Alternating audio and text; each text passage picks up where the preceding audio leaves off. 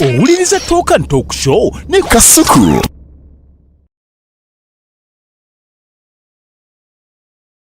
Tukwaniriza ku Nzo Media Hub tuli kifo ekyokutondawo emirimu tukwata business y'okukola emirimu tulina abakugu abasobola okukola content era ekifo kiguddwawo eri ba creatives bonna.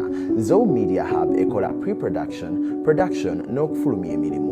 Ekifo kyaffe kirina ekisenge eky'okwetereza n'okukyusibwamu. Tukola byombi okukuba ebifaananyi bya profile ne product. Ebifo byaffe ebyokwekubyamu ebifaananyi biwa endowooza ey'enjawulo mu video, firimu n'ebirala. Ekisenge kyaffe ekya editing kigule eri abayiiya okupangisa n'okukola. Tulongoosa obutambi mu buli ngeri yonna.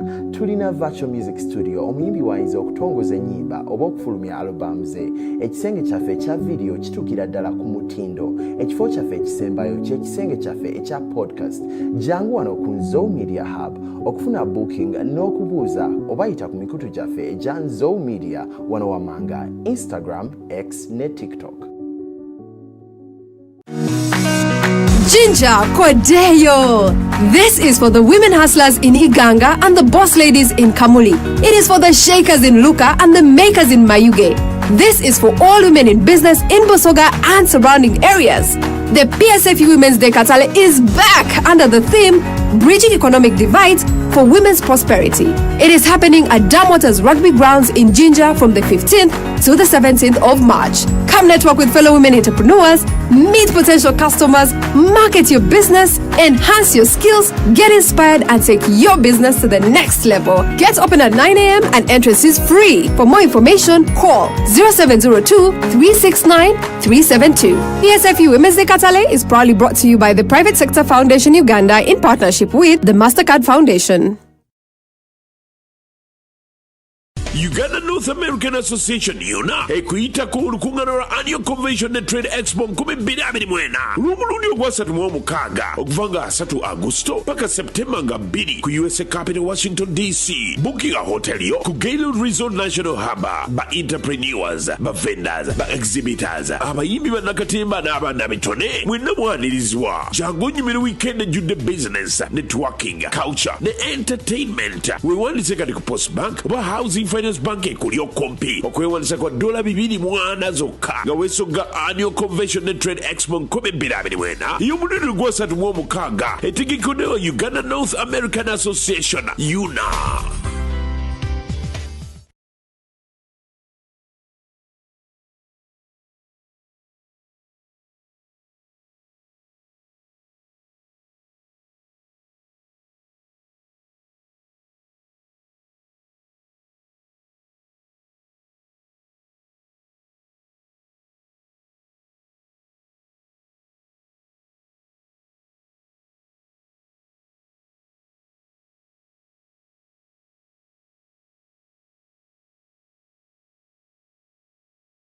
Kitabangawo abalala kibatasobola bakola ku buli kika kya mukolo omuli introduction, okwanjula, embaga, baby shower, birthday, okukyala, okubatiza, bakola ne delivery bw'oba weetaaze, bakola ice cream owa buli kika, strawberry, vanilla, banana. Bafune ku Instagram ku Fresh Chat at 4, ku Facebook Fresh Chat, ku simu 07. Owuliriza Talk and Talk Show ne Kasuku.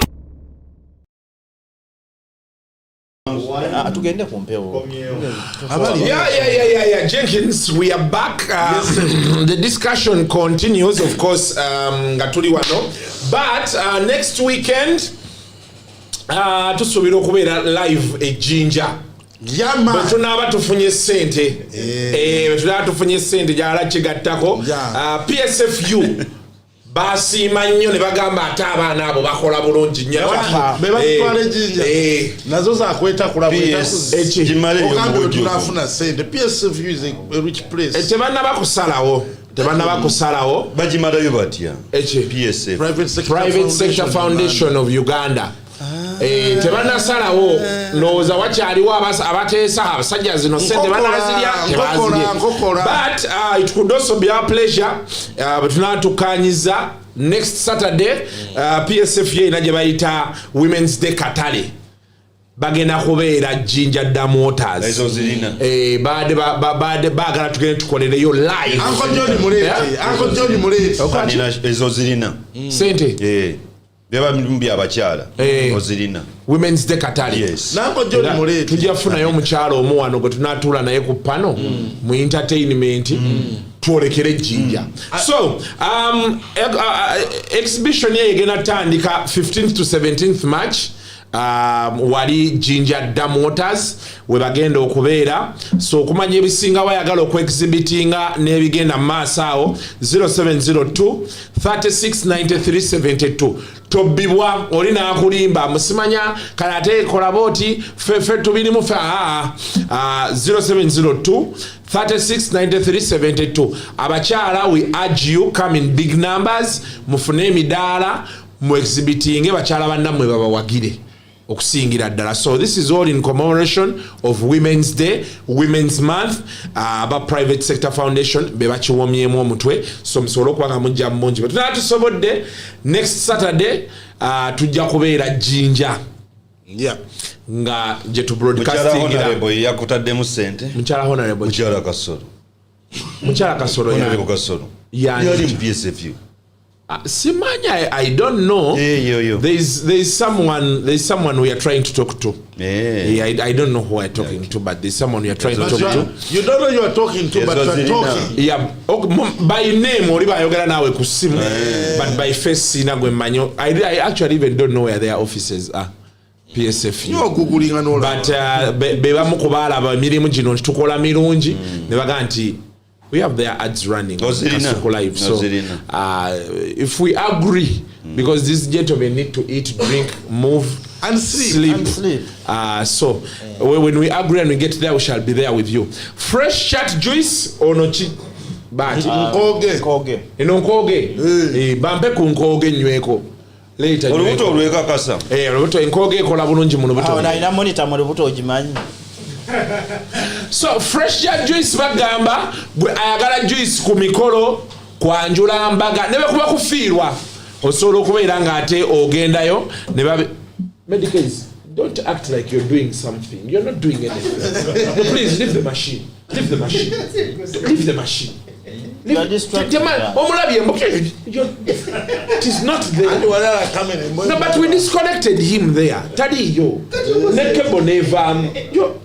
Uncle John, ekyo bayita okubeera idle busy. Nedda muleka. Abantu bakulaba olina kyokola nga tolina kyokola. Kalango ke. Akamedicals. Ata ina kuyita mu director production. You are connected. Kalango. Tukwatira omwana oyo. Mukwate. Do something. Kati wacho bado mixing ebitakwatagana. Asokaje kaka. Ani kulide sound ebyuma byo nga byebikaba. Tomukwata tuli kunzo media la byayambadde. Kasa. Abasajja tebalina kye batukola nnyo kitubafitizisa tuka. Advertising. Ate waliwo placement. Ng'otuma gundi. Tomala kata product placement. Ng'otuma sponsorship nakyo kyogereko. Wali Red Night Pub ekagundi ngana kuwa office za Nup. Mulundi. Wezili awo. So fresh cut juice. Ojja kuba bafuna in large quantities. Oswala osalawo nti ndi mu office njagalayo ka juice kamu bwe kati. Ne bakaleta. Ante entambula gogisasula kuba bwoyagala. Aba large quantities be bakastaka janjaga kutuma dija yakagirazi. So fresh chat juice bali ku 0701 44 47 70. 0701 44 47 70. Aba fresh chat juice musajja afe bule mumusalireko. Bula agenda mikoro. Yes. Agenda mbaga. Bamusalireko. Baba muwandikira Obwakabaka bwa Buganda. Katikkiro yamuwandikira. Nga mwebaza okulegalizinga banking sessions. Afuna ebbaluwa. Era namusuubiza omuwaayo emmwanyi n'emirondo. Kyateeka Katikkiro alina okuwandiikira ng'obugizi. Katikkiro kyaliwe. Katikkiro amwagala. Yali yamuwandiikira nga kyaliwe. Awandiikira abawasizza si mmwe abakozesa obukozi. Oli yamuwandikira nga kyaliwe. Why are you fighting Segawa? What has it done? No, because Okay, so that's fresh juice. Very much in the high-end restaurant. Would you basanga? When you then of course one tuli ku media hub. Yeah man. Ayagala ku recording abantu kati batandise yuye wano podcasts bagalo zikolera. The studio is well set. I think you can see how we are working. I think all you know already was some movies in your offices na biki. Ozirabiyeko wano. So buli kyoyagala bagala photoshoot abagala otula ko mu nnyonyi. Okuba ebifaananyi ng'oli mu nnyonyi ogenda bweru. Naawe sente ntono to force abana abakola movies nga bw'ogamba. Be bali mu kasente abo ebifaananyi batawaanya. Omusajja yakola bizinesi yayagala sente. Bajja kujja bayite bu sente buno twagala bagenda okukola series bajje wano. Oyagala shooting Uganda Airlines wano tulina indoor walinga ogenda oshooting wabweru. Wano obeera mu nnyonyi wano mu shooting ofulumi. Twakwasirabye ka hostess bwe kayingira.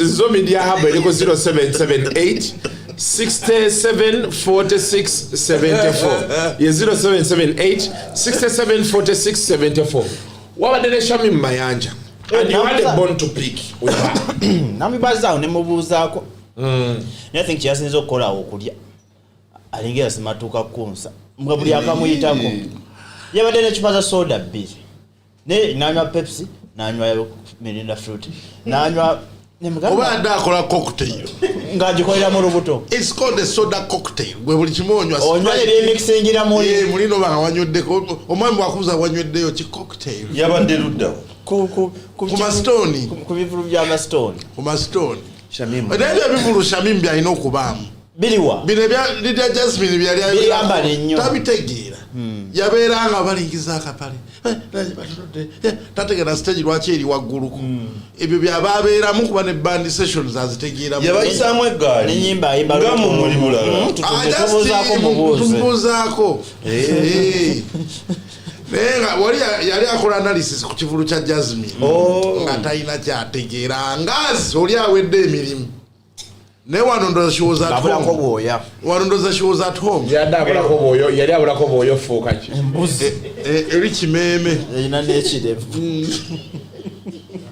oyo muwala wange gwe nawe simusanyufu nawe ate nze nakoze mwabakadde abalemedde mu art namwe yabayisaamu kodde yagamba abakadde abalemedde mu art sendira ngamba akasigo oyagayita mumanyi ati betwala lo yagata mumanyi tamuli amanyize nawe nono nafa abakadde mwabakadde abalemedde mu art bonga abato batuuse mwali mwagana lemesa muzannyo ogwali gwe yakola ku Serena ati yaleeta mu Nigeria yaleeta gayi namula ku kisawa lwakwati yalinnya ku stage yali aze kola ki yajja buzi ye n'amukwata n'amulambuza amaziki Shamimu alambuza amaziki n'amugamba nti wano Zaakayo we yabeeranga wano namutwala ku source of the Nile akola muzu nesatega tulina bagundi batuwagaidi amukutte wano mu nkwawa bw'ati okiraba tulina visi tuwagaidi twayita kweza visi utawa abantu mirimu Zaakayo simanyi eno kinkanzi kale mulayira we yamala okulambula n'adda mu hoteri n'agwa era amugamba wandeeba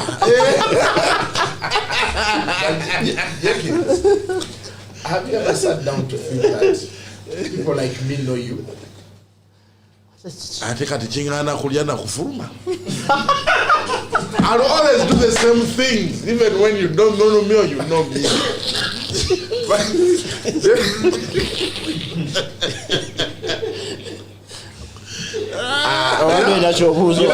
You are the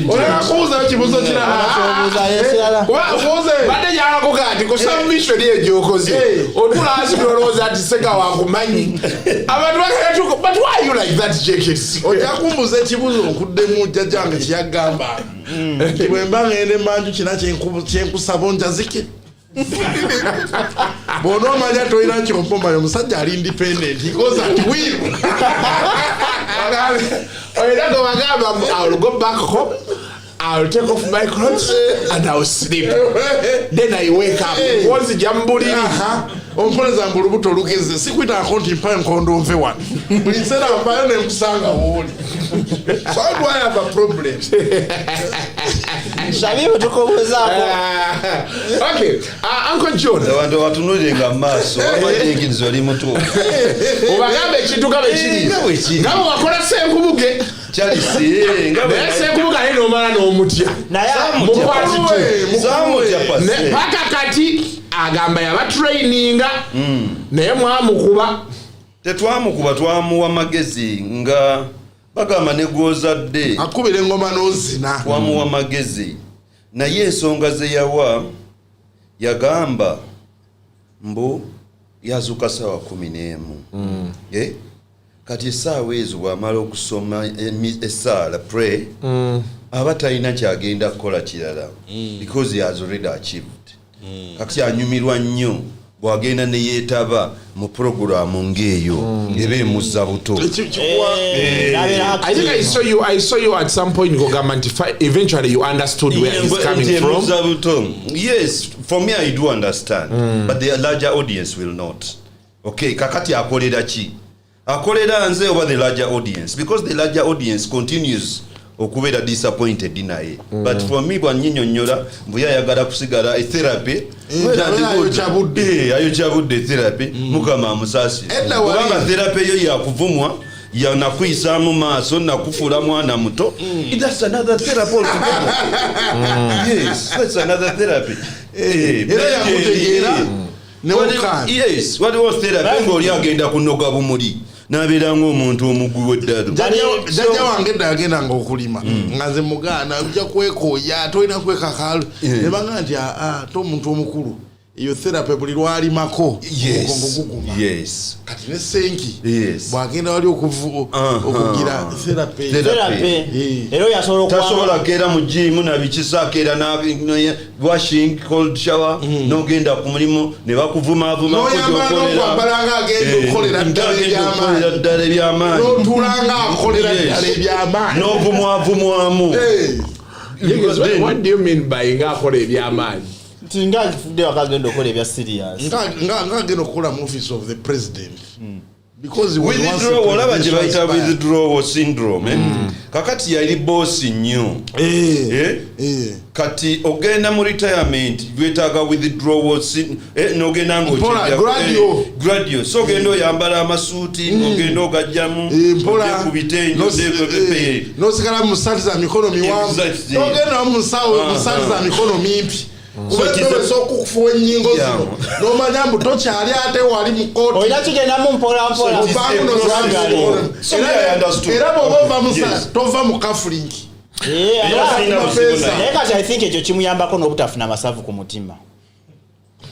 Nakyo kisoboka. Mmere amasavu nagasibye ku mmere diet. Naye nakyo kisobola ojja. But when you sit down, do you get to think that I know you? Okay. Uncle John, yes, sir. We are happy to see you. For starters, we have a studio at Bwiino, yes, where we are always welcome. Yes. Any day, anytime. Any day, time. As we left there to come here, wayingira Douglas Rwanga.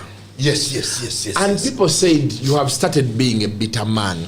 Oh. Yeah. Why? Uncle Johnny,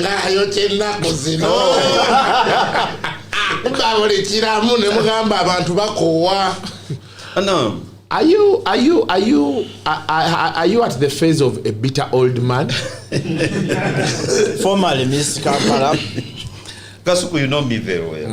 No, as a because people are saying you are a bitter old man. You know me very well. People believe you have not achieved anything, so you're not happy with them. It is all right for me, for people to say that I've not achieved anything, and I'm happy for them to say that I've not achieved.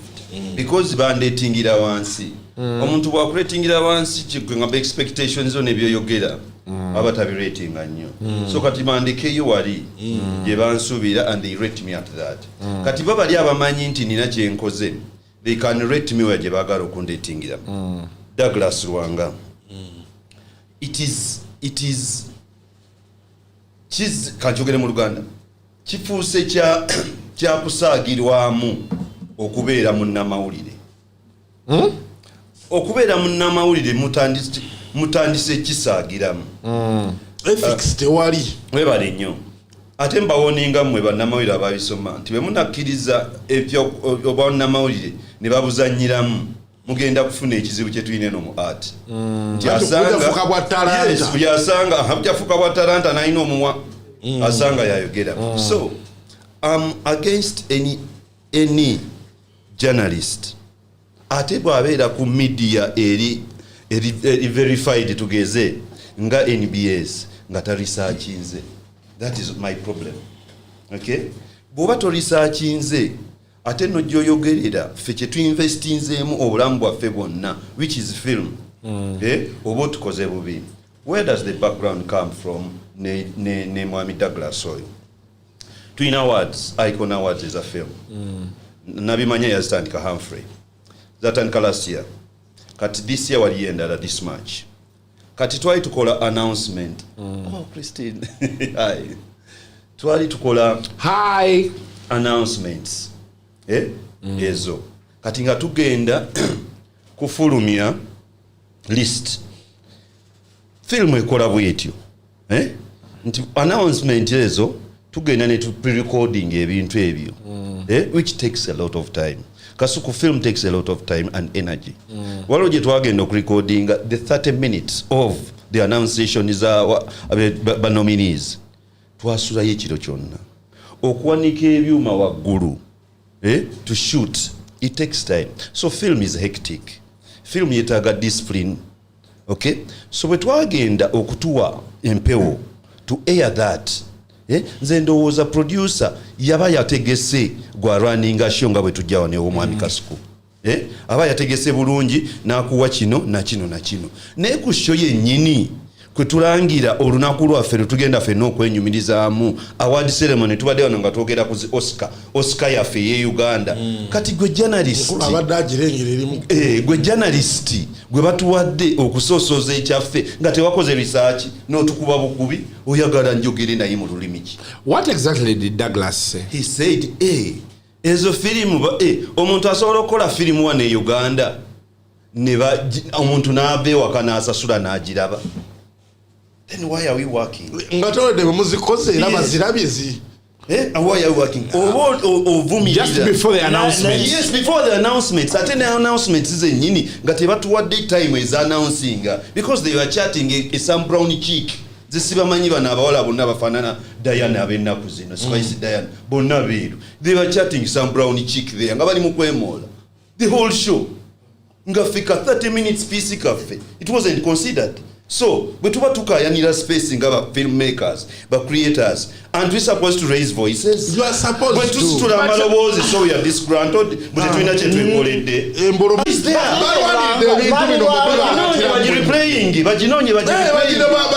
He was sarcastic. But he was winning. Anyway, anyone yagamba, maybe you guys haven't worked enough to be recognized. Only there. Thank you. But it is all right. It is all right. We have not worked enough to be recognized. But when the icon guy comes on set, like here, Gwenga journalist, chikukakataku okumanya akatono kubinkwa. To educate yourself. Oh, maybe since it is paid for, you have to. Yes, to research. Then you have to put effort into it. Put effort omanye. Sales makers genze mu cinema. Sales ezibaddeyo kumala emyaka 5 maker. People are selling their movies, and people are going to watch them. That was my concern. Nti gweweita mu #1 television whatever program air entertainment for the last 5 years you have not researched to know that somebody can pay to watch a movie. But they have a show cinema blitz every other day. Thank you. Oba jibandi tuteri sikututeeka wali to be abused by the likes of those presenters. To be demeaned by the likes of those presenters. But I think the context Douglas jajiramu ng'ayogera n'ono nze nandyagadde ogitegera nti bemba mwemanyi maybe you should have called him ayogera wali amanya nti amanya ekyaliwa ng'akola mulimu bali abaana batabani bonna nze ndina John ku nsonga eno oluyombo lwaffe terutandise leero kino nakikunnyonnyola mwami Kasuku prior to where we are nga music tannajja nga tuzanya sit stage okay mu Luganda nga batuyita loko ebintu by'Oluganda nga tebabyagala kambayigirize abawala bonna batandika ne baragadiyo ani mu homies biki ne batandika okuyimba oluzungu n'oyo yaliyo nga basimba luzungu lwokka nga tebaagala kweriranya ki bonna ba prima and proper ne ba Juliana yalwawo nyaawo ng'ayimba 7 days gone by I'm missing you atutaasa kuba mwogera luzungu yali Kamiliyoni we yagende Nairobi n'akomyawo oluyimba Mama Mia kati n'atandika okugenda nga bamurecognizinga n'aleeta ani luno olwalimu omusajja wa dread omweru Jamila okitegede and then music singing in Luganda became the in thing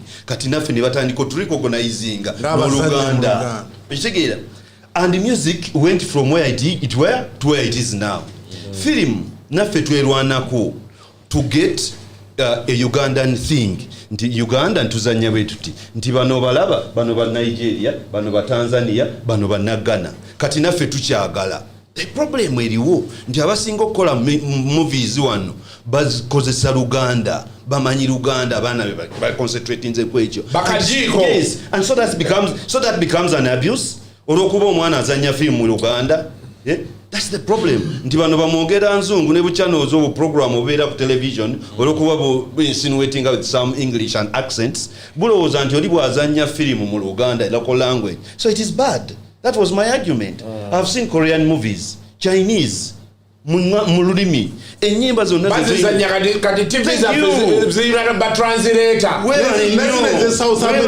so tuli mu lutalo okulwanyisa abo beefuula mbubo bakabi nnyo mbubo wannabizi mbu tebalaba bintu biriroko olyokuba biri acted in Luganda. We are going to do movies in Luganda state eziri well produced well written nga ziri mu Luganda tujja zitunda buli anagezaako okutuyisaamu amaaso tujja mwanganga nga yebwaze tebagenda tubuulira ngeri gye tulina baddamu nakweyisa because mumanyi Kasuku bwe naamusanga nga avuma Bwiino studios ne firimu tujja kufaafaagana ekiro tunywe juyisi waffe ne Kasuku naye emisana baba yampisizaamu ku media nange nnoonya Kasuku media nange nemuggalira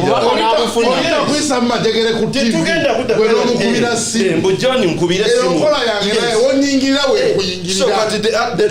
public enene egenda kubeerayo ku simu zaffe public enene egenda kubeerayo ku simu zaffe nga tudayologenga naawe gwe wabyogerera eri wampisizaamu maaso ku TV nange kanfune Kasuku nkuyiseemu amaaso tugwe dro ekyo kyogamba nti yakusikwantudi mbwokaddiye nti byaki they will always say that because obukadde kati has become an abuse. I'm so happy to be called the one. I'm so happy to be called disgruntled because those who know me I'm not. I'm very comfortable. But I will speak to authority. I will speak on behalf of the producers. Abatasobola kwogera olw'okuba bo tebaba wakazinda olw'okuba batya. Ate naku zino tulina ekibayita ekyokuvuma ti bw'ona oyogera ku kino bano bagenda kuyisaamu eggaali bagenda kuvuma. I'm here to ready for them. Nze ajja bw'ajja nga bwazze. Sometime waliwo saagala boogera ku bankubira nali njogera ku bino ebya Nuupu ne biki. Ne banga nti John okozesa olulimi oluvuma ndowooza nali njogera ku minisita yali ayogera oba ku byaki mukyala ali awo Soroti East. Nengezaako ku tweetinga nibagamba eyo that's my personal blog bwembeera ku X naye ate nayo mujje munfugireyo mbu omuntu nina muddamu bwenti ne bwenti ng'ate yakozesezza busiru okutweetinga ewuwe lwaki nange sikozesa obusiru bwe nnina muddemu.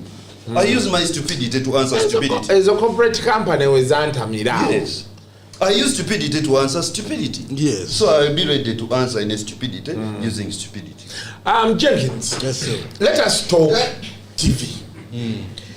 Yes. Ugandan TV. Tugenda maaso tugenda tuli mu kifo kimu oba tudda mabega.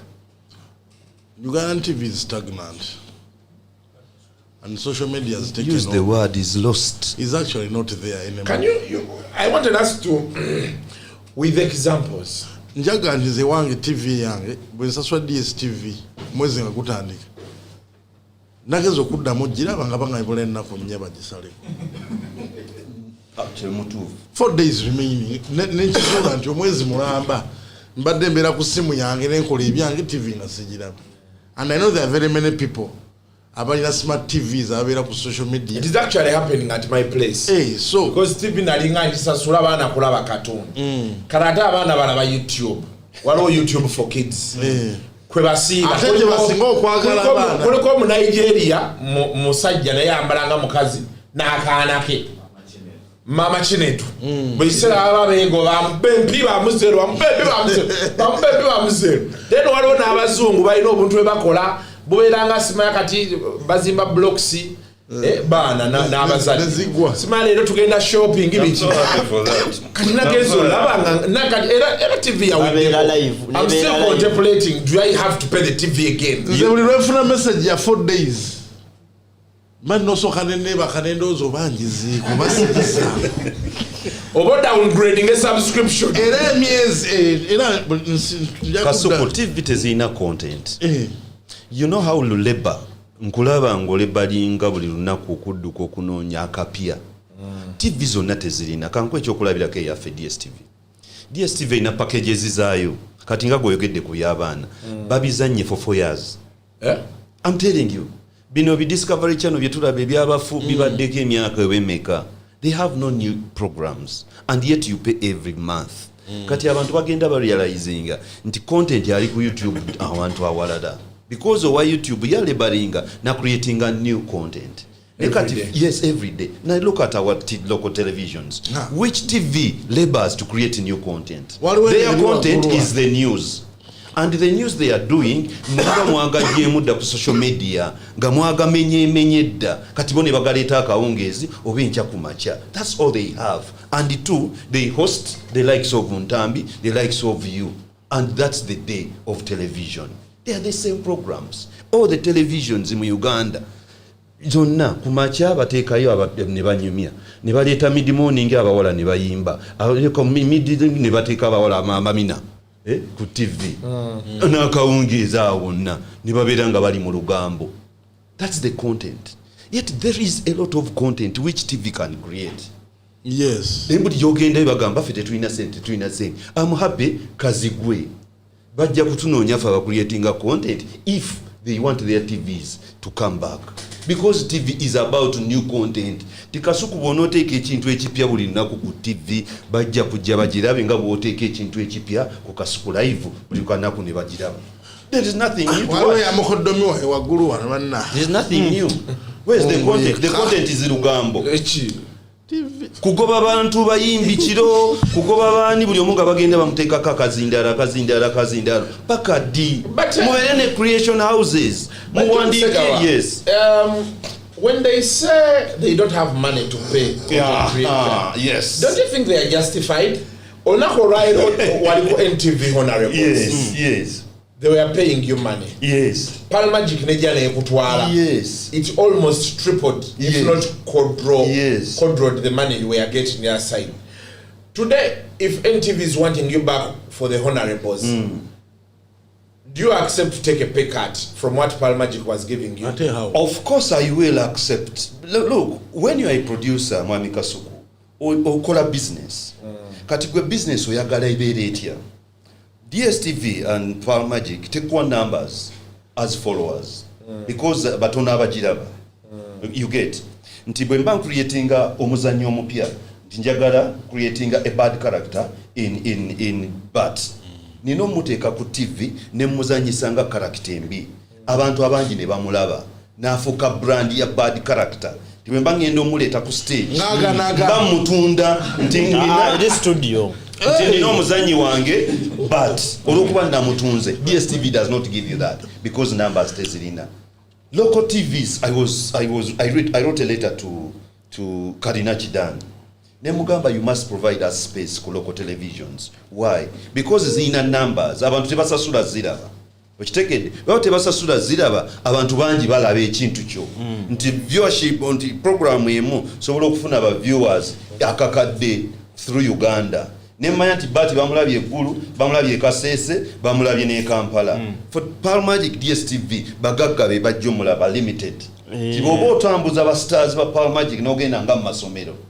You will not see excitement. Never in terms of abukedde ningenda somewhere, you will see excitement. You get my understanding of the market. So when banga nze ndi producer nga njagala nina okumusalawo njagala sente oba njagala kutunda abantu bange. Such that when tunda abantu bange nga nina an ensemble oba a cast of jengendo okuparadinga nga mu honorables for 3 years. Kati mbajjeyo mbalete tandika okukola stage play balimba mbafudde ba stars recognized by the market nembaleeta eno Pearl Magic tekikuwa nti mbadde ne ba actors bange for 5 years on Pearl Magic acting honorables but they are not household names. Yet somebody who has a show on Star Times has household names. Bwagene Masaka afuna full house and that is a market. So wobeera producer osalawo yagala kataleki nti ngende ku PSTV bampe sente I buy equipment nezuule. That's fine. But when njagala to sustain my business for a longer time, a generation like 10 years, I must go to a local television which has numbers because it helps me of creating a market. For example, abagayi ba aromatic I think nti webagala ba stage nga show Maria Flo egenda kujula by Sam nana and teri actor teri mu producer yenna kugamba nti alifuna sente ku invoice sente tuina zifuna ku luggi. So if it does not translate nzo kufuna oluggi, I rather go for a lesser. You get my point? A lesser for the market which is going to sustain me at a longer distance impanvu neba actors bange obafuula household names basigale nabo kubeera trade ba challenging mu katale ka film. So that's it's about business, how you play your business. But for me it is the local channel that makes you. The other ones will not make you because they tebamanyi na values za society zaffe zezetaaga that the stories are going to be different. Because look at the stories they're showing on Pearl Magic. They are urban. They are for urban homes, Navichi, Biba relating up. Yet what is the majority of the audience in Uganda? It's not that. Yes. So for the bigger picture, you believe you'd rather you use local TV? Because it's going to give you a lasting solution. So does that so kuchicha wego de katono kuche sende. Tulina okukwatagana nabo tufunewe tuyitira fenna okusobola okufuna sente. Kati ekyo kyoyogedde ku local TV boyogedde numbers and what. Yes. Si tekimenya wate kiki tubale tugamba nti local TV is not doing so well because now they have the numbers. It like has the numbers, it has no content. Oh. Yeah. So you create content for it, it will garner the numbers. Oh. Yes. So abantu abagamba nti social media has eaten into it cannot local radio and TV. It cannot because data is expensive. It is just based in the urban cities. Town obutono busobola ku affording ka data obuli wifi. Just a minute. Ewafe mubende tuli mu town. It's an urban setting. It is a municipality. Go to Masaka. It is a municipality. You tell me how many people use data and YouTube. But in Kampala they do because they are aware of it. Nenga it is spreading, Mr. Joe. Where?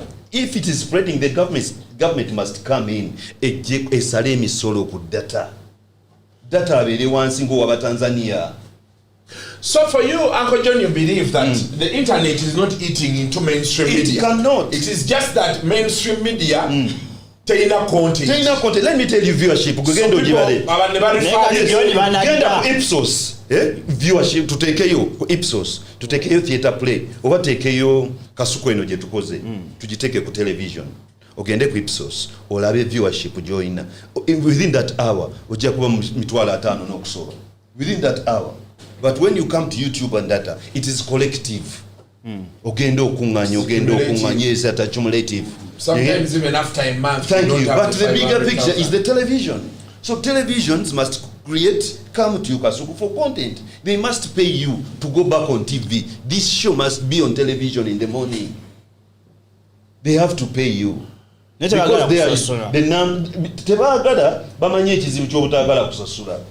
not in charge of the televisions.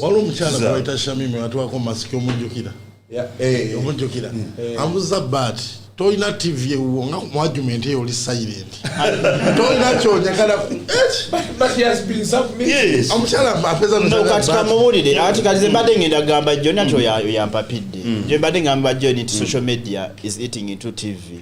Nina TV, nina Netflix, nina Muno Watch, nina YouTube. If I want to watch soccer still I can. Gasina DSTV lenda mumpira oguli real time. Kati we mona yezuliro gamba ati TV is creating a content. Again to komeo tutandika kusasula DSTV udde bujabu. No, it's not DSTV. It's local TV. It's free to air.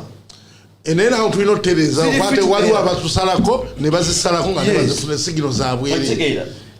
Your point is very genuine, but according to you and your household, tugende wachseka, tugende mbakanika mundiba, because that's where the market is. Tugende banabana abatambuze mmiri.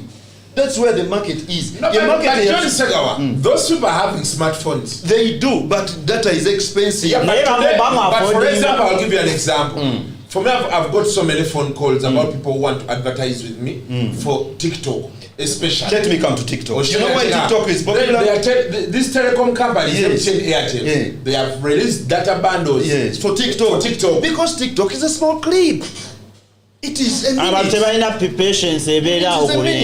You want to say. Yeah, but John. Yes. Nariku classroom I think like 2 weeks ago, 3 weeks ago. What's the kusomero? No, what do you bala bajita classroom? Nemo munyola mumwenge. I met a lady. Muchala mukulu mu police. Najaye kasukumi chichi. So in her discussions, she gave me something that has also happened to me.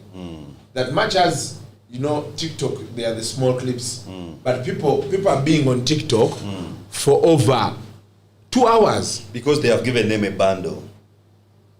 Every company. Yeah, but even the stats, even when you look at Ipsos, the stats they are peddling now. Yes. That the penetration of the internet is growing by the day. It is growing. In Uganda. It is. I'm not disputing the growth. So what happens? So what happens? Because now the internet is becoming the alternative. I'm discussing the use, not the growth. The use. Yeah, how often do they use it? Omaiti wali abantu wali omuntu getting comfortable okulaba show ya Fiatoka talk show ngajirabira ku TikTok.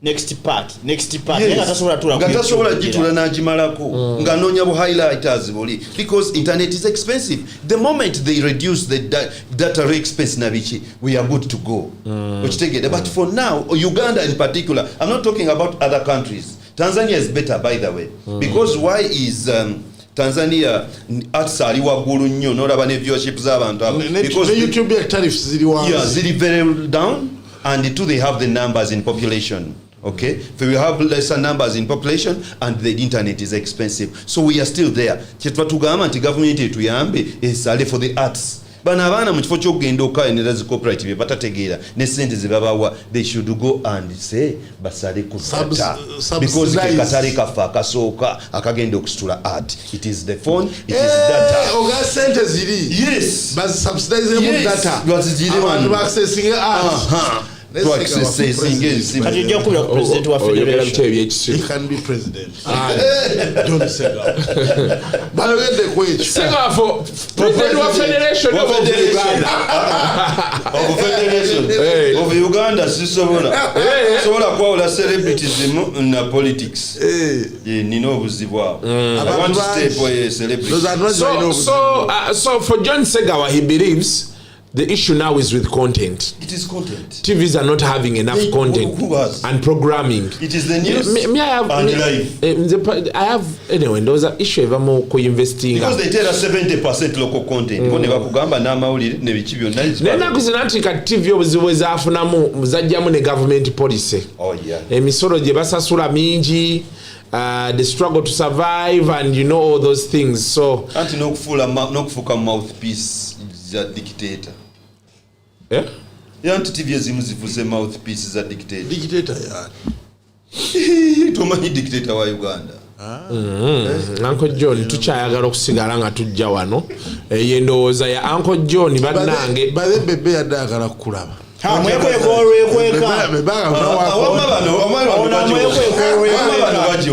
Balina tendensi eyekitumba mbu beba atudde wali John genda omubuuze kunga mubaadi oviibwako kiboogera n'obuuza ku bebe yajja mbuuze nga mubuuza walawe yagendayo yamugamba atya mbuuza ani muwesha yagamba yekwekera eddala mwekwekako omusajja omukulu ajja atya akaana ne kababuzaabuza kaana kyakababuzaabuza principal waffe amuyita kaana oyo omusajja ayita principal agamba John yennekweka akaana kaleyo kamubuzaabuza sebo principal wange gwayita akaana kati gogambye amunoonyeza ajja kufuna wama nti jangu ombuuzeeko ku ddiru saaga akubuuza akunonyola embeera gy'obuzaabuziddwamu ebbanga lino ate ng'oli mukulu munne omuntu ali omuvumu naye kaakati oli ku kapa egoba emmesi oli olosa lwemu omulengera bamulaba wano Segawa n'ayita eri naye bafudde yeewe ebifo ebirungi kati Segawa asobola okuddukako bafudde nze rostand ali muwentuula buli omu amanyiwo era bwe baze ne babuuza wange sendi eri luddawa ne munno era naye yabadde amanyiwo sendi yagaggaba era n'andekawo yagenda. By the way guys, Sandy is on holiday. Sandy every single year he takes a holiday of a week or two. The other time bagenda Kalangala. Last year ne bagenda Zanzibar. Yeah. So this year they moved to Cape Town, South Africa. Yene mukyala we. Mutwale ku bakyala. Kati ogambye nti bwagira n'akola atya? Amati kati amakobo gatereeza omwaka gwonna toba ku pressure. N'okuvuga paka ate holiday ddako. Wandibadde okirabirako nnyo. Kasuko yigira ku wakulu. Ate ebintu bino tubikuyigiriza toyagala yiga. Nkusomesezza nnyo. Ntandiko twala ku holiday. Era tugenda nendoza nange ngenda kako. Badde nkyabanyiriza. Tugenda feka. Badde nkyabanyiriza. Tugenda kukola milimu. Tuba tuli ku UB40. Tafubinga ngoberera jja nkubuze ekobi. Awo nowentudde bafudde ayimiridde awo maaso yetamulaba. Jenkins ebyokumanja jakala leero ne mukano tugira nnyo sokubuze ku rasi namuzaaluwa bamusika bweni omusajja adduka emisiri katunakwakumitako walinga MUB40 nabagamba nti bafudde ali wano yamugwedde tutuletemunkoya omwefu yategeera naze kulaba bafudde Let's do it right. You were at UB40. Yes, sir. You met Tafu became chasing you. Banyingira VIP nesala Tafu B. Nanga leero byokumanja ne mumalayo leero ndowooza sikusoozezza wano. So he acknowledges nti omubanja. Bamukuba yagenda n'awandikawo post ya Bobi Wine postinga ebya sente. Tafu B na commentingako. Habagamba Tafu B nga tunayogera ku bya sente soko osasule Jenkins. Bakuba Tafu B. Najire ku Facebook. Nagamba leero njalo nyobyo ebyokunywa byonna byoyagala. Mu sente zo saategeera ne mwaka asoke malona awentula nzije. Atunagendo tula sadda. Najjanga ngoberera mpola ndoza tunyumyemu nansanga naliraga muganda wange soko Jenkins. Biribyo ngamba bije muganda nga tonnagira nnyo. Buza kurasa. Soko buze kurasa nambuzaalo. Ningira bwe jivu ne kurasa kire kigwe kyali ayambadde. Omusajja ga Natomera akateba awo. What is a bad date? What is a bad date? A bad date. But it doesn't get forgotten. bene omusajja musonyiwe. Sibe bakola. Baba yagala musonyiwa ayogere. Babanja jagambe nti bannayinda kino ze kikola kuyamba balaba nagwa mu mbeera eya era kati bwe balino likyali mu nvuvuumu omusajja omubajiriza emyaka emeka sikyajjukira muleke zali sente mmeka zaali miliyoni 7 basasula sente emeka waggulu ku lusozi olusozi lwawa gye bakolera eri waggulu simanyi ate akola shemu obwiki simanyi tafukadde bebasiniya presenters ayita okwali miliyoni nga 8 eziriwa miliyoni 8 nebala muwe sente ekitiibwa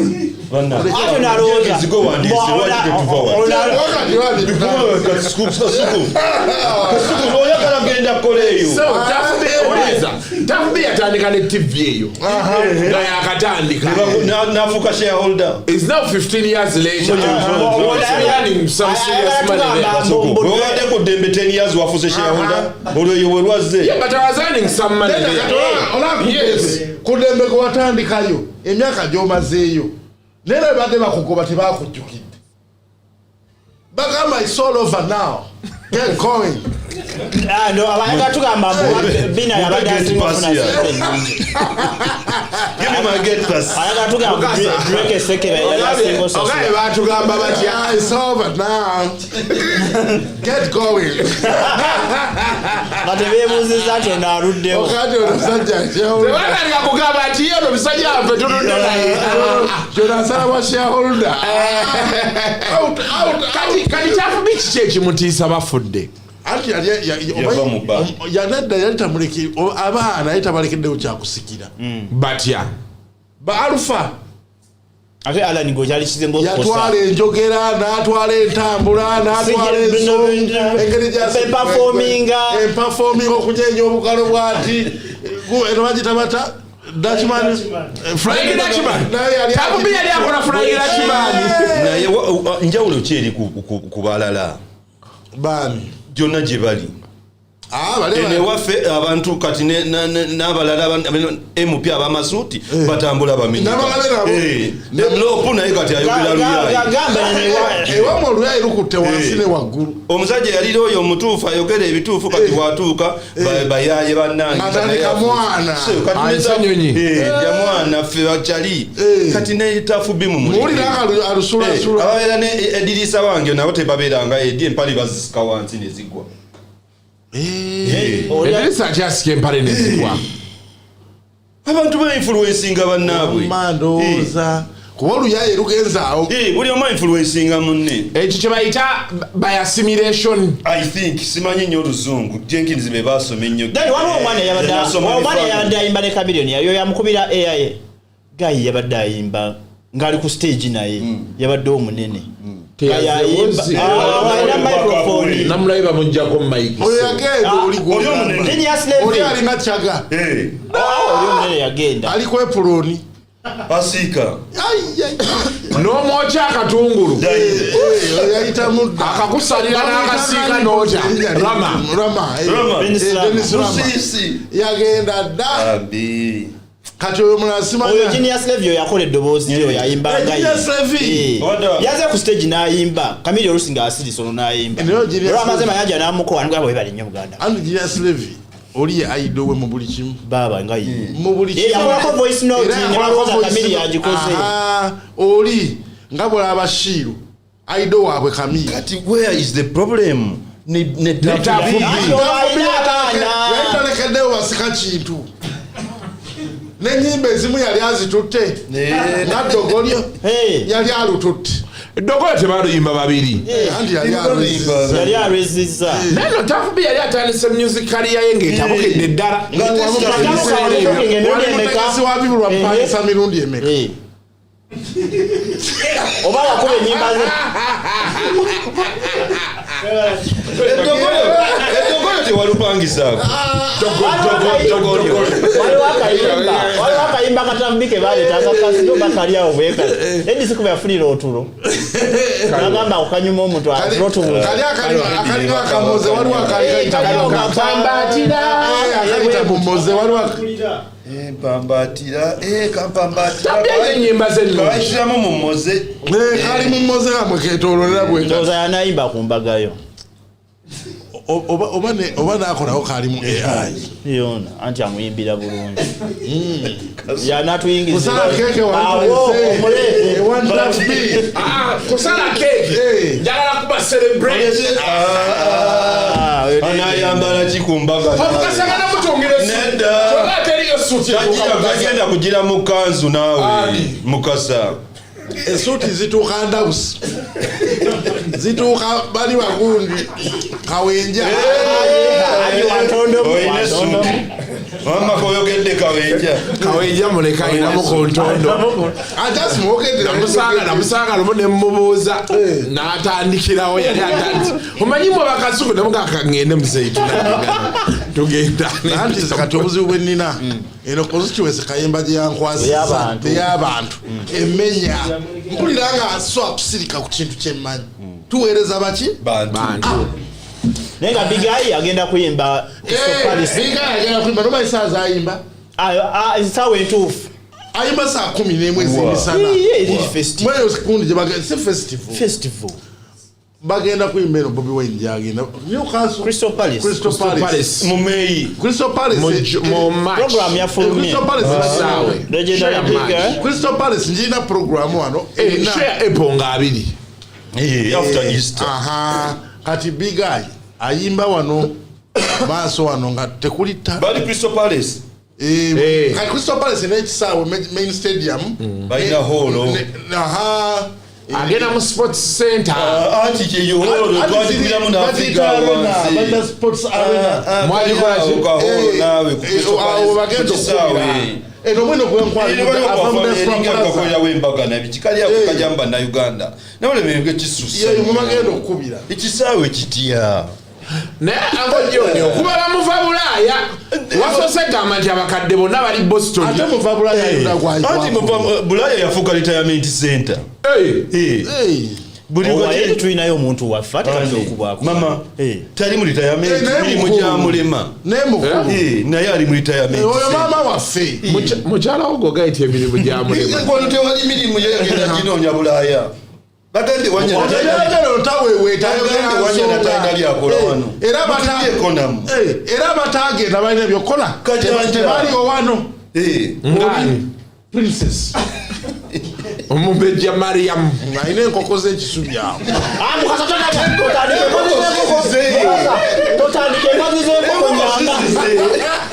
totandika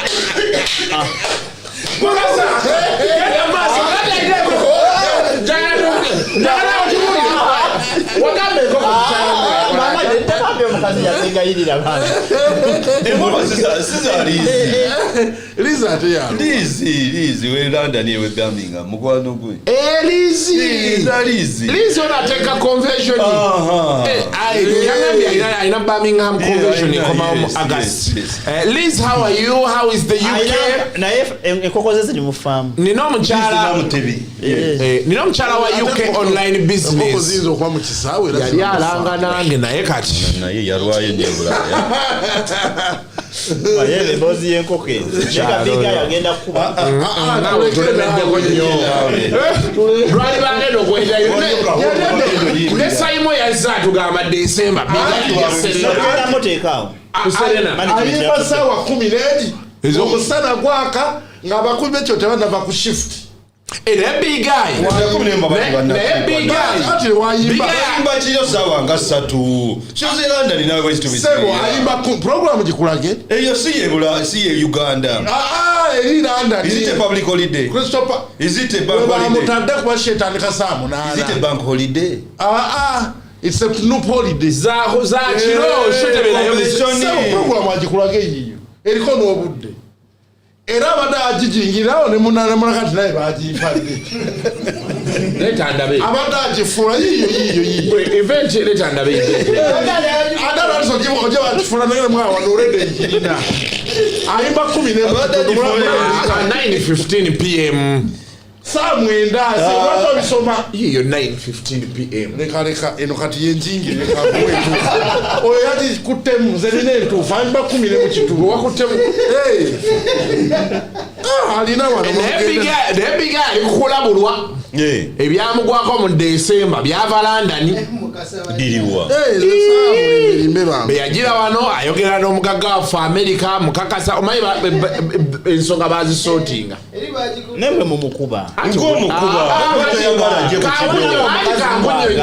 ekidowa kiwamba nede ekirongo sikiwambangayo nze olakwenza wananga mu bifaananyi eri waliyo n'abaali basula ku apartment zaali zasasulwa nnya nga Donya alina gy'asulako endala esulwako abantu balala zonna ezimwetoolodde nnyo mu kintu tali kitagwa uliriza kati kakunyumize kino nkikubuulira lyagaya etali wano omukyala naze luli ng'ajja yeetonda bwe yeetonda baati nga atwala kaadi mugavana agenda ava ku bino ebyawano agenza okushopinga ate n'atandika okukuba bano n'atandika naye bano ng'obeera nnyo nabo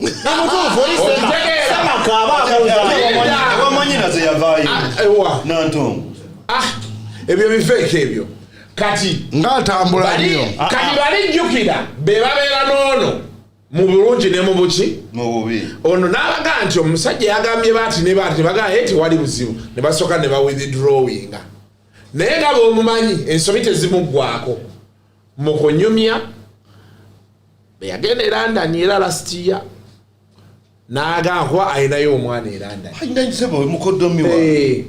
n'akakasa ate owuliriza eno yakakasaayo nti eri takyalinayo kakwata alina ate alinayo abaana otegera ne bamuweereza n'essente za hotel bw'atuuka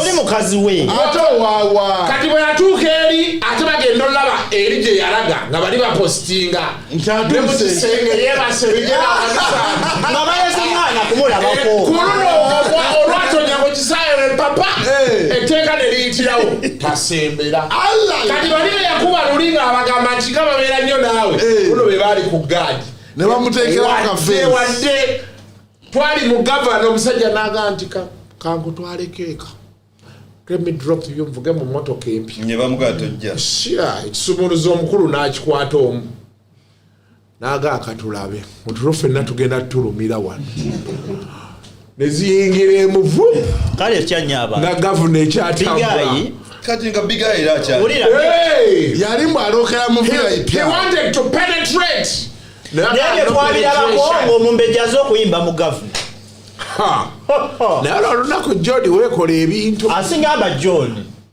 yasamira mulimu sigo wangagisega natandika notereza emizindaalo ebyokukyala kwawala bonna bewadondeeteraogo wali production manager weyo show ya gavana ey'omumbejja nze nali manager w'omumbejja ebiseera ebyo kati nga nina okukola nga bamaneja bwe bakola okuteekateekamu akajanja kubanga bamaneja abannabuzino mulimu ki gwe bakola okugyako okuteekamu akajanja kati nze bwe nateeka akajanja kati neetaaga tutakuwerebwa mu gavana naye bamaneja nze bamaneja kasuku oyo yabireese nze manager wa Shiba Amara nze nno sikwata nsawo naye gwakwata ensawo ebintu byabadde manager wa Shiba Amara njagala kubuuliza ku Talk and Talk Show namuweereza message yange nga njagala interview n'omuyimbi ani Diana Amara manager wa Shiba eshiba asulira ddala awo teyagiddamu gwe togenda n'onoonya omuyimbi ati kati bwe buzibu bwe tuyina bwogera n'onoonya omuyimbi nga bagamba ate okoze eki nti osuse manager omanyi tulina bamaneja ate abati abayimbi ati manager si bamaneja nabeerako ne Uncle I owa Lutalo n'omunyonyola nti Uncle I tukole beti ne betuti nekitwala wiiki nene ekigambo ekyo mukijeewo tulina okusooka nti omuyimbi okutuusa ng'owogende ew'omuyimbi nagamba ate kati ekyo tulina okukola kati waliyo bamaneja ng'atanozibumaneja nagamba oba wandimukubideko butereevu Katubera twetaaga okumanya oba ono PA asobola osalawo batasobola salawo fene tumanya nti Shiba ina waatuula wano kuba ebifo byemanyi byatuulamu nga mukaaga nze ngende mwerumbire genda byotereevu nali njagala nkole naye interview ya Women's Day ate ye feminist ye kati bali abawala bwe yeeyisa si bwagamba abawala bakayimba byabwe she's a feminist. Do you know what it means? Being what? A feminist. It is pro feminine people. Yes, pro. You're an advocate for women. Yes. But she is. She's always advocating for women's rights and spaces. Yes. Abawala bakayimba byawedde bitya. Abakayimba. Ba 6 kira. Simi wamala n'okawulira. I will excuse myself from that conversation kuba Jeff chali wange. Olimba lwa Jeff. Jeff ye project yeyo. No musajja gwe nade actually nade njogera ne Tamale mirundi nga mubuuza ku parliament exhibition nakola akantu kenayagadde nanga akasuku mutabani wange akola mu parliament ate lawyer waki kati emirundi egisinga buli wayogera ku bigenda mu parliament ate akaliro bakazza wa mutabani we yogera ne taatawo kati naŋŋamba ekyo sijja kyogera togenda kwogera ku kya sijja kwogera ku 6 kilos ati kyakulese wano fuluma ogende ffe tukole anti ebirala byonna ebaddewo kikyoyogera ku 6 kilos sooka ofulume kwa tolina kyogenda ate asinika kyebinyo tolina kyagalawo gweoli mukwano 6 kilos ojogerako ki ate gwe boss esati mpya esati message yazirinde esati mpya. Have you seen this jacket? Nedda design na design no esati yakava mu is this American? Okay, but let me ask you, so a person in America yalabye birags oli bye yasudde omuzungu esati ya Sean Styles mivumba. So he chose a ragged shirt. Naye golola ngenda golola na washing machine washing machine Uganda buli muntu washing machine nawe tulina gye tugenda buli muntu Butera n'abanjoleza nawandika ku washing machine. Tulina gye tugenda okukyala n'omukulu naye twabadde mu Rostand Line yagambye bawala ng'enkumi nga bwe nawe tugenda okukyala ate buli omu ng'amuleeta ewange buli gwakolaga neŋŋamba nedda kati ebifaananyi nedda kuba bajja accountability n'agijjawa naye lwaki n'entebe gye twagenze yaleese bataano gye tugenda okukyala yangambye ono omulaba waliwo enagamba yono ne tukyusa tuva ku waterfront ne tudda wali ku zulaga tojjukira bati ate tujje kati bati embali empya kwoliira abaana yakukyala buli bwokwatako nti yono tugenda essaawa yonna naye abaawula atya bwe buzibu abantu bali mukulangira abantu corruption kati nawe oteeke mu corruption w'okukyala ngate ne bino waali yalimu mu kifaananyi nedda sebo yalusuubiza yali ne Uncle John ate abasajja abakulu tebalimba abo alaba yagaza nkojjoli ali siriya abasajja abakulu n'asinsimula tebakyalimba ebyobuyaye babivaamu kati Uncle John wayingidde essalya omusajja omukulu bwe baba kwogerako nti omusajja omukulu muzeeyi oyo ayogera biki ku nsi kuno nawe oli kati oli musajja mukulu yagwadde akyayogera ki ku nsi lwa butakkiriza gye you already an old man ne features ziraga you already in the second quadrant. What is the first? What am reality at 15 in the first quadrant. At 30 in fact guli mu third quadrant. Thank you. Ono ingirana mu etaano yo nayo gimazeeko. Birthday ya Jenkins emyaka emeka leero nti myaka 30 weddo nga tayiseemu wadde nga sijjeeko songeddeeko naye gwe nalabye omayisendi alina ekintu kyeyatandika wano naye waliwo naline mayinja nangamba guno omwaka aweza 47 oba mu March I think March later this month kati gwe nali naye naŋŋamba ati awo sendi kitegeeza okukagattako bugaseegi omugaye kirungi omusanga but there's something I don't understand, John. How are you 50 and our guy is not yet 50? You know, because this year you're making 53, right? when I was like 23, 22 years. Kakati ngekivumo kyebanvuma.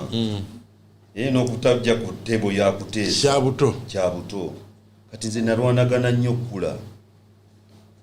okula abantu bakutegeere nti oli musajja mukulu olwotandika okuteesa. Ate bagamba nti ebintu byokola bya kito okoze eki nga nwanagana ekintu kyewasinga okukola abasajja ba Afrika abo babeeragalawo mu katembo okimanyi gye bakomukulagira obuto n'obakubako tabo. Ati twali tunoonya stardom nga abasajja abayimbi batugjeeko endabika.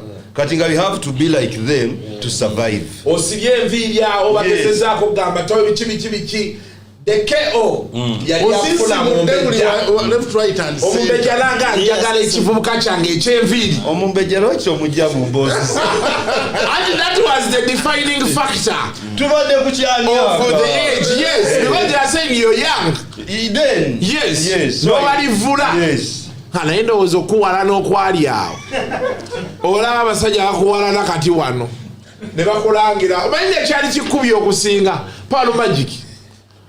Ati Paul Magic navuddeyo kati kato yaŋŋamba naŋŋa kati bagenda owala na Segawa akasente kokka kaakola obagenda Paul Magic terina sente nnyingi zewa bantu kasuku tunuulira abantu bonna abakozeeyo gwe batunuulire tandikira ku bujingo gwe batunuulire bujunga balina sente bujingo sente azijje wali mu bamutadde ku gundi ku trust committee eya theatre ragadi yabatadde abatana bawadde okusayini okusweyalinga olende oba wakitutte dda politi kasaba bannouncing kati awo sente mekaze yakajjawo mwene CF mekaze bajjeeyo bagambye eggula abantu babadde ewasale eyo abantu bakyagendayo nnyo ddala nze bwe bali mpita nze ninga gwe nze siri kyetwala nze seetunda mbusebo nsobola okukola kino olina okumanya kyensobola okukola kasito mpita anti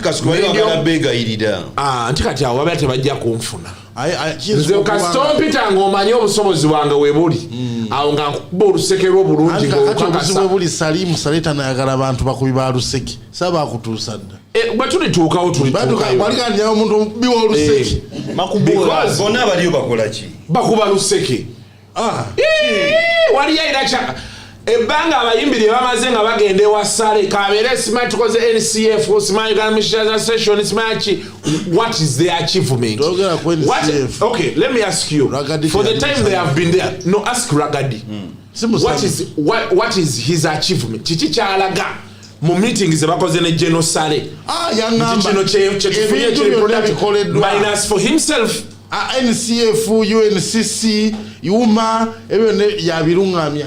Yeah, but what tangible thing do they show? Problem eri wana eri ekintu ekyo kiraba abantu bonna bafuna vehicles za kulya teno government yafuuka ya ndiemu kati buli muntu yenna waafunira ekipande kye yeetuuma kyobola bazi federation zajja za kulya NSCF za kulya olwokuba bakusasula za kulya musician association kulya bana bagenda bonyonyola kulya ba promoters association kulya buli kintu kyonna parliament kulya buli kimu nze ekintu kyemmanyi kyensobola okugattako and I think it's a private business to the general ye Ugatunes because Ugatunes yo saawa eno I'm seeing they are trying to reorganize from their launch. They had so many mistakes that were flying around nenga tebangambye abantu batandise basasula sente abayimbi because the guy is buying catalogs.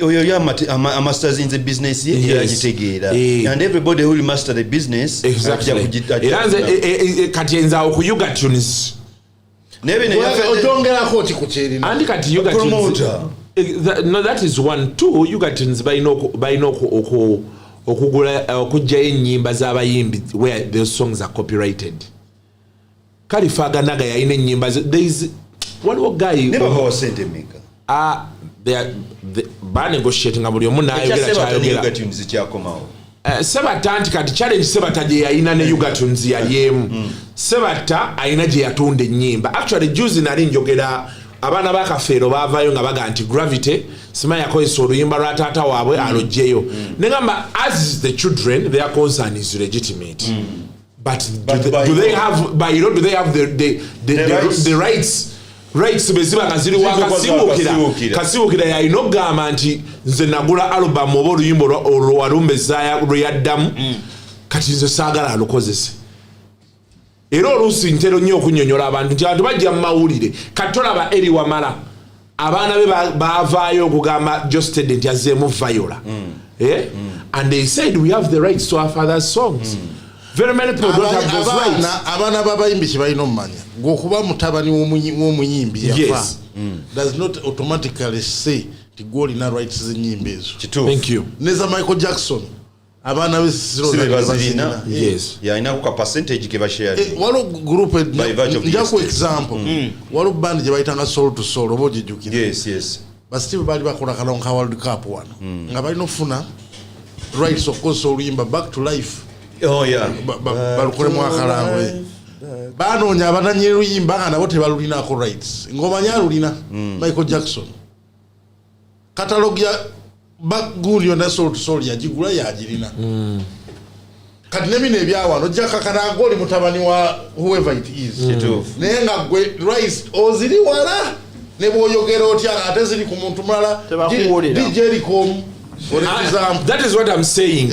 Kati chechiche munyonyodde nti abayimbi banji waliyo DJ Ericom yali ku YouTube oko before so many people kanje abo basoka ne bategera internet ne bajja music kati abantu balina okukola kati bano bagenda okujjukira kati onako olwaleero Yuga Tunes solo okugula Mama Mia mu catalog nga mwali naye nga Mama Mia ali copyrighted somewhere else okitegera waliwo gundi abana Kenya gye batugamba ennyimba zaffe zisinga asi mudundo bagita bantu asimanyi bwe bagiyita waliwo gayi wange yali covering ennyimba za Khalifa zona waliwo abannakenya abaali baziina eyo so abayimbi baffe kati ogenda sanga ezo ennyimba za bandi Mayinja Misaji nga tebamanyira so before Yuga Tunes buys their music balina osooka omu organizinga ebo bazikollectingira bazijayeri I don't know what they are Yuga planning. Tunes kyendowoozaako kye nawulirako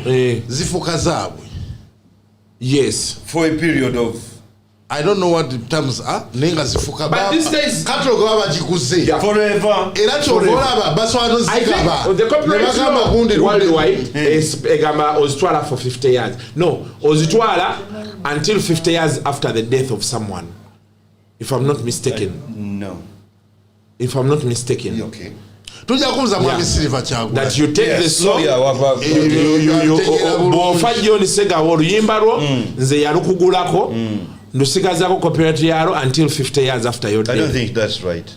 That is what but anyway we can also because you sign for a period of time. Yes. Yenkuwako then sobola ojikuza. And also gundi dimensions ez'oluyimba digital publishing bino kuba split bulungi andi kati ze bali bakasuka bagula fe twatundanga 10 ku kinnaakyo ngebya digital tebinajja nyati waliwo bwezigwako for example waliwo nyimba zetukozesa mu mizannyo nogenda nononya nga nyiniro nga lwamakeba nazi waste nga zayitako nga it's free use waliwo nyimba nti zebata ne YouTube ine enyimba osootekayo oluyimba lw'omuyimbi kati ngeze za environment freedom songs bikyebyo YouTube ekulaga nti teko copyright nze however ekulaga nti oluyimba oli yaluta nga lwa free usage so you cannot monetize whatever work you're doing with that song in it. So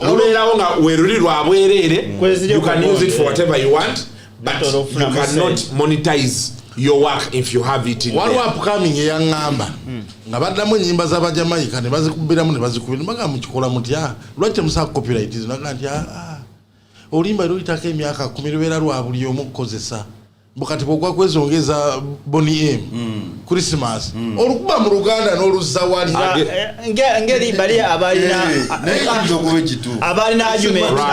argument No, that is not true. That is not true.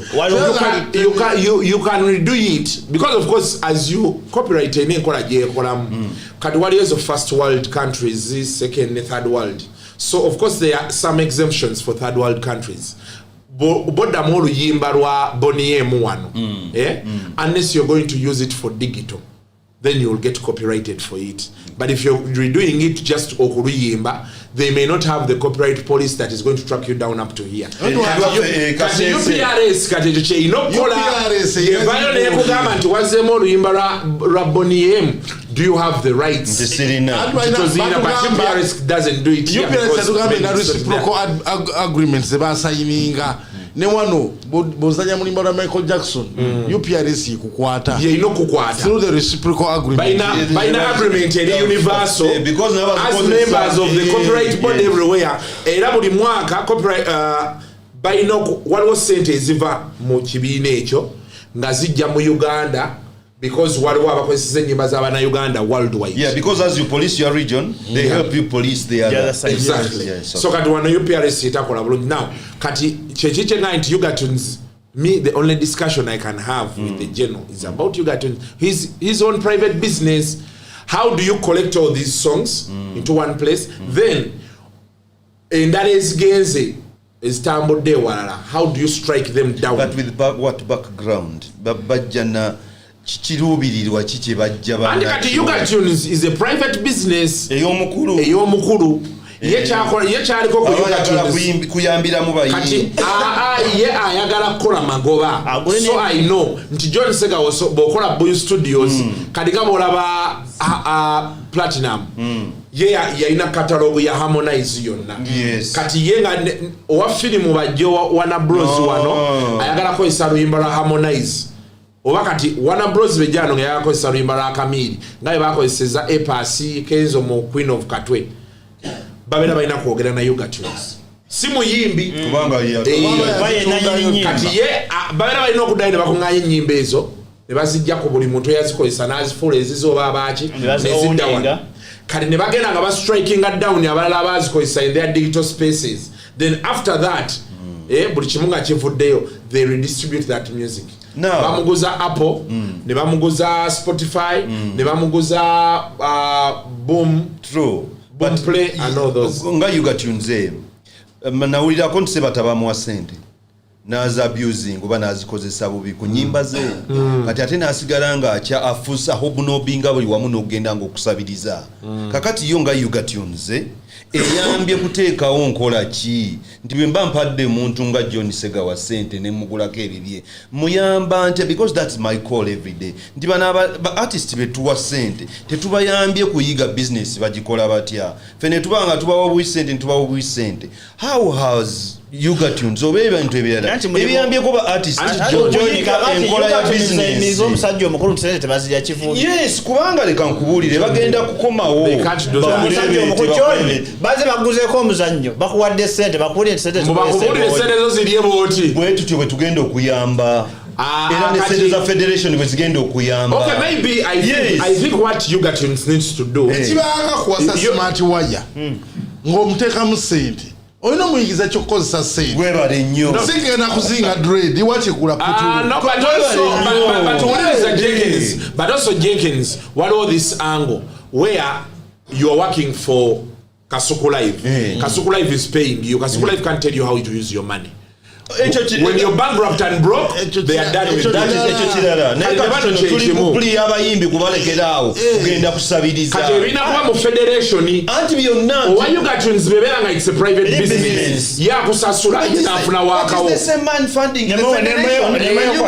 anti kati gwe ekizibu okutya Bobi Wine n'omulowooza nti Kyagulanyi era beba abantu babiri tekisoboka gwe behavior togiraba because omuntu ono kojeko music tosobola mutamu empali nga kweyimirizaawo nkuzzaawo ku kya smart wire kituufu bw'omuwa sente mu kifo kyoziteeka mu putulu naziteeka mu nviiri eno tajja performinga ate omugobe katotomuga sente zenkuwa bazikozesa entya todda ogeremu babayita bateboolanga Shukra Abo Solution.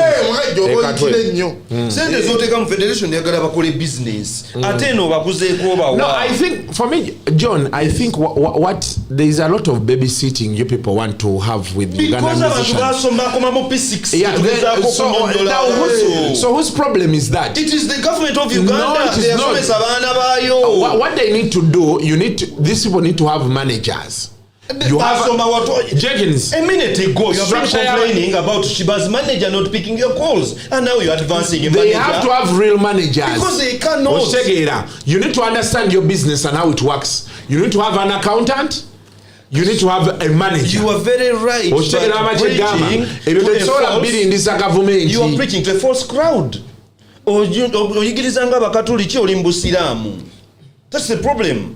Bana abantu bwe bajja gye bavudde ekyotera gye bavudde Luweero ne bajja mu kibuga ekyanna mukaaka ne bayimba oluyimba ne bamuwaana n'agula essaati emasamasa n'agenda mu saluuni n'ateeka ddayi mu nviiri n'ebizigo n'agula engata ezakkala n'afuuka sereebu okitegedde tabulirangako bizinesi ne taata we tagikolanga yali atunda bugolo butwa bwa mmese kati be bayimbi boolina bataaga kuyigiriza business enkola because they have earned that money somewhere somehow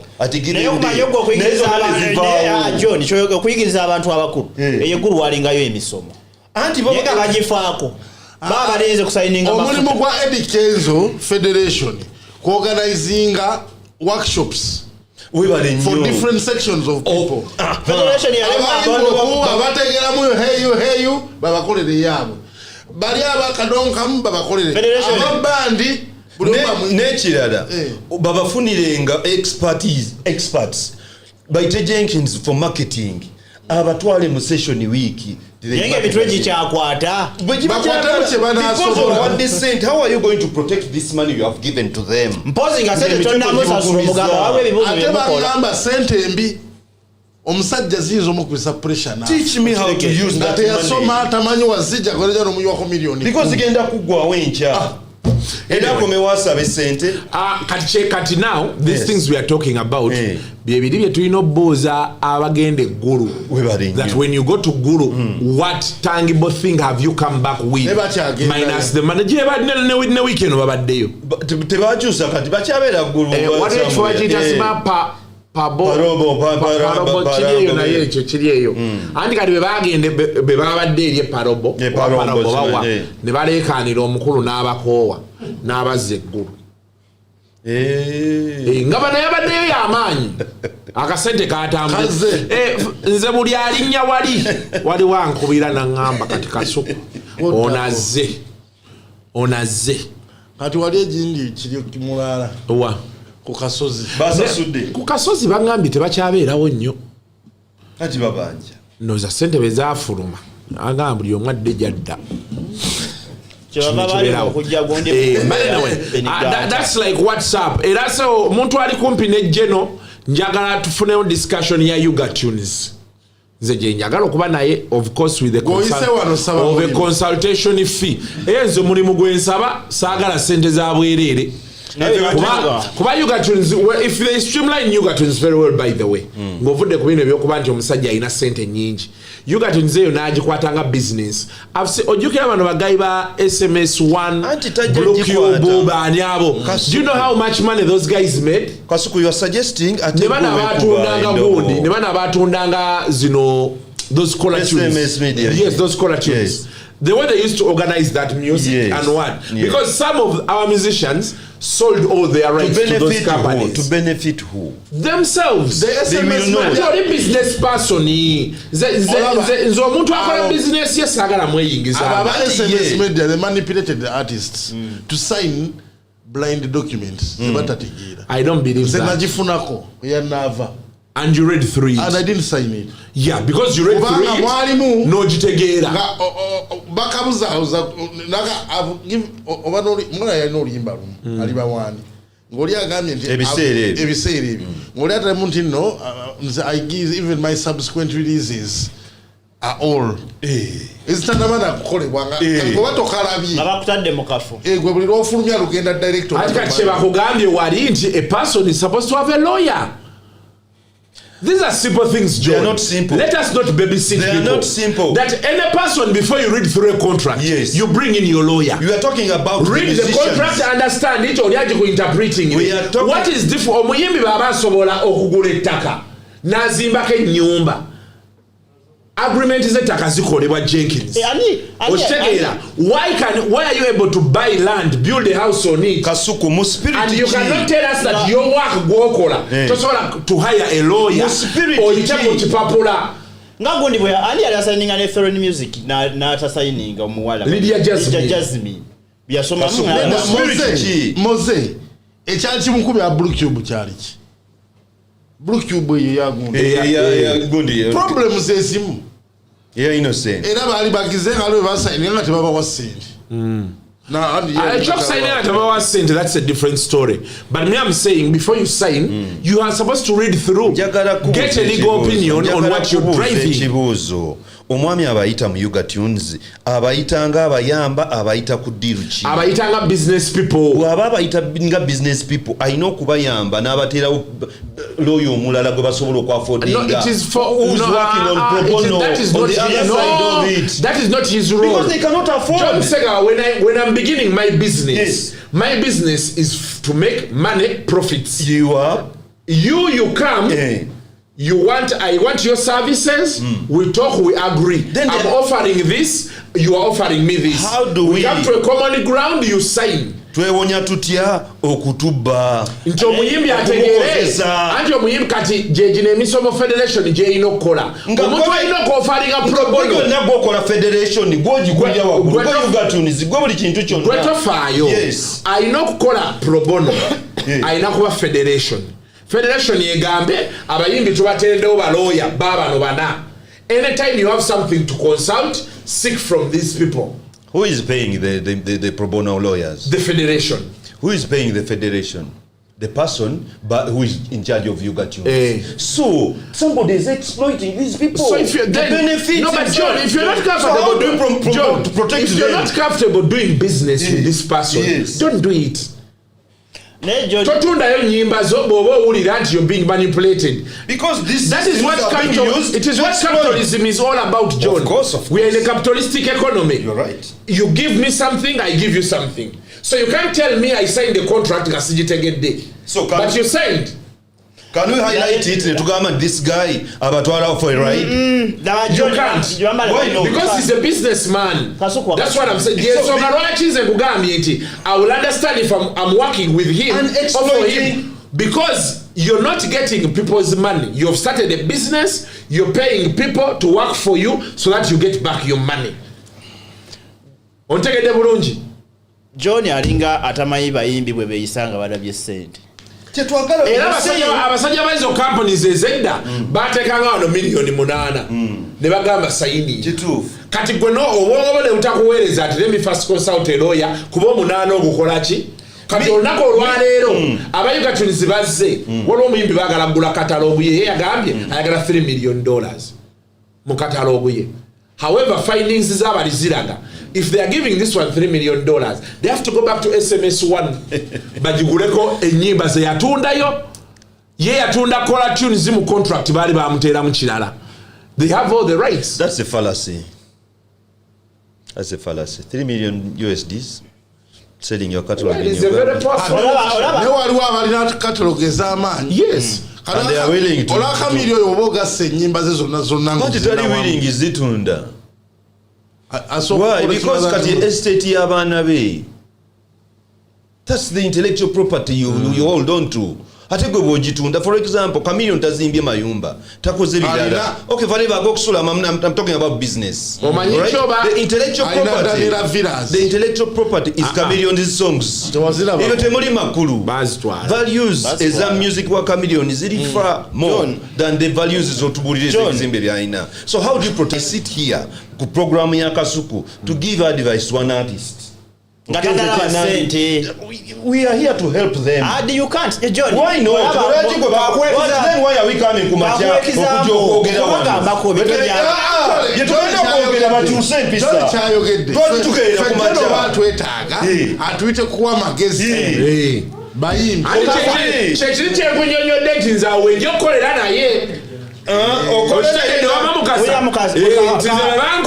Kasuku embozi ya Yugatunes tuyambye tutya abayimbi bantu dano ngankwadde sebatawuli because our nga sente tezindaja mu picture nga ikakubire ebizolo bya feno nebisinga biba ku contracting aba ku booking twakubira omuyimbi twina sente zozo nano nayo ina contract joino signing agaye natugamba musobola okunterako omukono awo ne mumpereza sente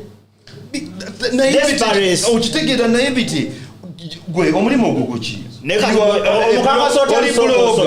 you a critique. You come to criticize, to critique what happened, to help them improve tomorrow. Yes. Okay? You don't come here to critique them, to make them fail. So if we have anything which is positive, to help them out, that's why we are here. But John, that's why we have said a musician is supposed to have a real manager, an accountant, and a lawyer. They are not ready for that. Yeah, but for us we have said. So because what happens, John, is this: even if it wasn't genocide owning Yugatunes, omuzungu baveri na jano na establishing a system ye kangamenti Yugatunes. Because ye wajana akugula ko oluyimba. Yasubira nti I'm giving you your worth. Omuzungu yes kati how you use your money is up to you. You are very right. Kati oli wa federation ya inokutegeeza ono nti bannange tukoze omusomo bofuna omuntu ayagala okupangisa oba okugula oluyimba lwo we get a lawyer either for twina abaffe oba funa owuwo. That's the intellectual part of it. Yes, but where are we? What is the case study? The case study is Ugandan art. Ebizibu byayo birina. So ekyo kyonna kyoyogedde kituufu, you are very right. Nesi ku case study ya Uganda where we have illiterate musicians, illiterate businessmen. Tebamanyi na lawyer, tebamanyi kyekitegeeza. And their lawyers they are going to bring theirs to exploit them for them okufunamu ebintu ebyabwe. So our role nga Mwami Kasuku is to warn them that if you do this it is wrong, however it is right in this aspect of the argument. Yeah, but that's what I've said. Yes. That they need to get lawyers. Yes. And get accountants. Case study Uganda, yes. It is not practical. It is practical. To some. Because they are making a lot of money. To some. Yeah, musicians, if you're earning 5 million a gig, why can't you pay your lawyer 5 million a month? Net realistic. Abayimbi abaweza sente million 5 gig. Obalaba bali. No, but even if they're doing anti-abaje, oli ne babeera ng'akola miliyoni emu ng'alina gig kangambe a week akola gig meka 3 after at the end of the month he has money to get at least a junior lawyer asobola omuyambako mu drafting oba mu kusomamu. Kati omuntu atayagala kikola abeera ajja kiwulira yazireta. Look in the camera and tell them straight. Nti olunaku olwaleero Yugatunes bejja ne sente ze bagamba ze bayina. That is if the money is there. They have come for your music. The time you felt getting a lawyer was so much for you. Today they are going to tell you much we want your music, but you don't have the rights to your music. So we are going to talk to someone else. We pay that person the money. We get the rights. And let me tell you another thing. Kuyo RSB, you are registering here. Yes. And I doubt many musicians have gone to register even the name of the song. Exactly. Even the copyright of that. Chajwana omusajja oli yali akaya nambo paka last linya lyange. Ne bamugamba my dear friend, what are you talking about? Kyekimwe kyatuuka ne kusebagala. Yayogera byayogera ne bamugamba But you do have the patent for what you're saying. Never MTN is using. Just settling out of court. They Just settled, get yes, it. they settled out of court. Yes, but if they wanted to take it Wale legally. musajjange yatuula wano Richard Kawesi abanja akayimba kali akubye baby wange Wazani yakakozesa? orange abasooka Kati bagenda. era nebiggwa kati ate bamuwa n'agenda ku State House ate waliyoki president yakuba akayimba ke Mumpengo ni kali kayimba. nene kundi oyo naye yetaaga mukebera mu motoka. Anyway, time is not on our side. We're already 15 minutes past 1.